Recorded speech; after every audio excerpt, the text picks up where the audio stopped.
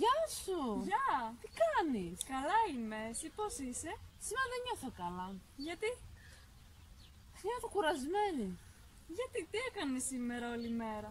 Τίποτα. Τότε γιατί είσαι κουρασμένη? Επειδή δεν έκανα τίποτα όλη μέρα. Τότε έχω μια ιδέα. Τι ιδέα? Πάμε θάλασσα! Ναι!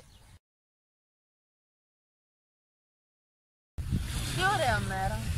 Ναι, έχει ζέστη σήμερα. Να κάνουμε θεραπεία. Ναι, να κάνουμε για θεραπεία. Πάμε.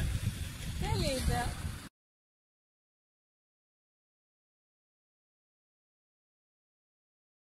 Γεια σου! Γεια! Τι κάνεις?